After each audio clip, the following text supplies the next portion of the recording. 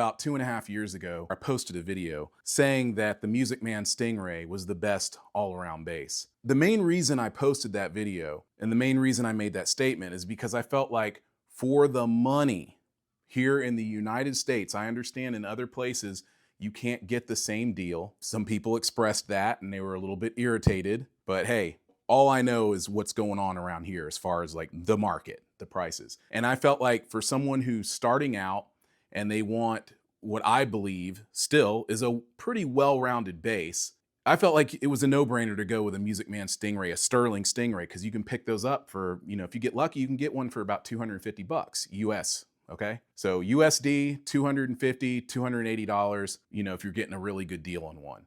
And they're very solid basses. They hold up really well. I wasn't paid by Man or Sterling, or I wasn't paid by Ernie Ball to say that. That was truly how I felt. But the Fender Precision Bass, this bass, is truly the best all-around bass. And I'm gonna tell you why I'm eating my words and updating my statement. In a later video, I will compare the two instruments, but for now, I'm just going to tell you why I believe this is actually the best all-around bass. First of all, the Fender Precision Bass was the first mass market electric bass. Since then, everyone else has been trying to copy it or trying to make something similar to it. But what makes it so special is not just its utility, but its sound. No matter where I go, everyone will ask me to bring this bass to the studio. If I'm recording or tracking bass for them, they're like, bring the 1966 P bass, please bring it. So the sound, I ask people why, because there are other basses in my collection I feel that they cut through the mix better, in my opinion. But a friend and brother of mine, David, from time to time, he'll call me in and I'll play bass. He's got a metal project that he's working on and I'll help him with that stuff. He's got this really nice Lakeland and I've asked him, hey man, why don't I just use that Lakeland? He's like, well, you can, but there's just something about the P bass. He goes, it just sits right in the mix. It's so easy for me to mix it. No one had really told me that before. I mean, I'd had a few studio engineers or producers tell me, well, it just has an iconic sound. But David really broke it down for me and he explained why the P bass is so highly sought after for recordings sonically. And he just says it just has a way of blending into a mix. He said many studio engineers and producers are all trained sonically to handle the Fender Precision Bass when dealing with bass tracks. So this is why you see all these big legendary producers, they've always got a P bass on hand in the studio. Bob Rock, to name one guy. I mean, whether you like his music or the bands he produces or not, either way, that guy has a P bass in the studio and he's not the only one. And as you know, over the years, there's so many legendary bass players who have gone to this bass. This bass, you can use it anywhere. The metal community accepts this bass. Country music would accept this bass. Funk and R&B, they'll accept the P bass. It doesn't matter what it is. And there's no other bass like that.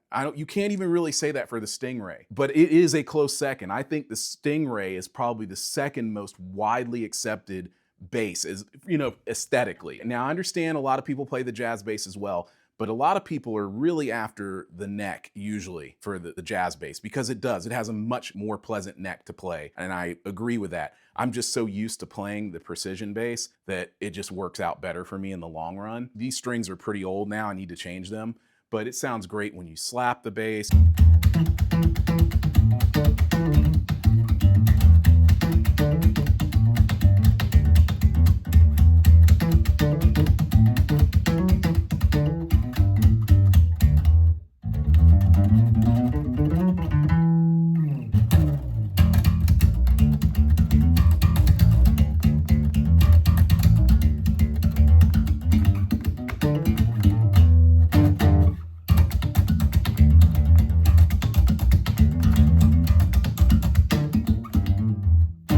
Play it with a pick. If you're a finger player, it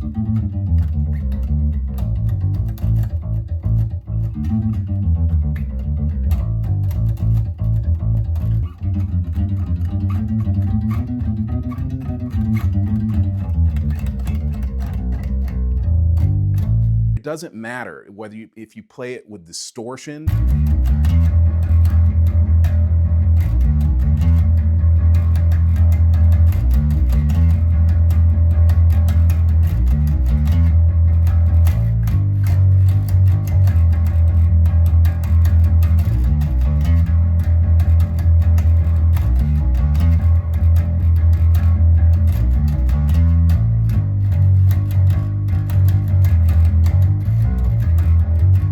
just has this killer sound. So that really can't be argued. Usually if you get your hands on a good P bass and the intonation's straight on it, you've got a good solid bass for life, really.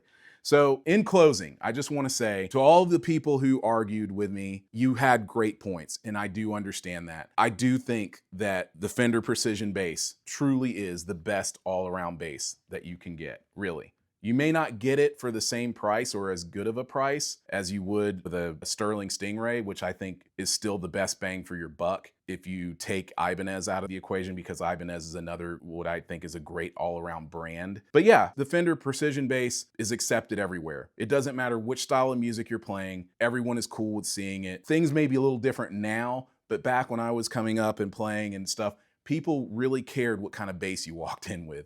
They just didn't want to see you with, they didn't want to see you with a Ken Smith. They didn't want to see you with a Padula. They would accept a StingRay, but they preferred that you would have either a Fender Precision Bass or a jazz bass. Same thing with a Stratocaster. It's like you can take that anywhere. Stratocasters are accepted in every style of music. No one says anything negative about the Stratocaster. And this is the brother to the Stratocaster. What more can I say? So, let me know your thoughts. Do you think there's a brand that I'm overlooking that I haven't mentioned in all these other videos? If you've seen the other videos, do you think that I am wrong to step off of my statement of the Man StingRay being the best all-around bass? Or do you think that this truly is the best all-around bass? Please let me know in the comments. I'll have another video out to you guys soon.